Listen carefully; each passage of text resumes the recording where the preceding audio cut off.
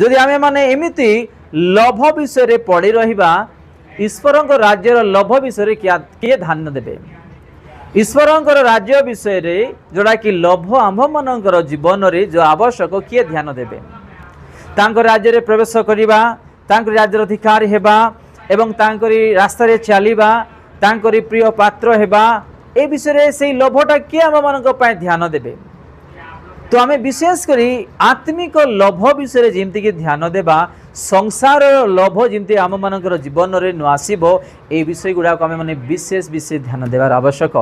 गोटे जाउथलु गोटे रास्ता रे गोटे घर गोटे देखा गला अति सुंदर अछि, हृदय रे गोटे लोभ आसीबो, गोटे इच्छा भी आसीबो कि आम जीवन रे प्रभु एमती गोटे घर देले गोटे भल ही थांतो। तो एमती भी गोटे लोभ आम मानकर जीवन रे आसीबो।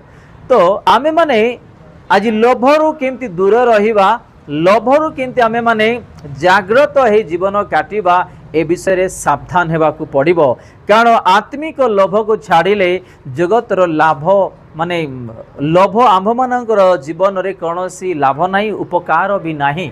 आमे माने विशेष करी आज गोटे विश्वासी की प्रकार लोभरू दूर रहिबो, आ लोभ को केमती से छाड़िबो, लोभरू केमती बंचिबो, आज से लोभ विषय आमे माने ध्यान देवछु।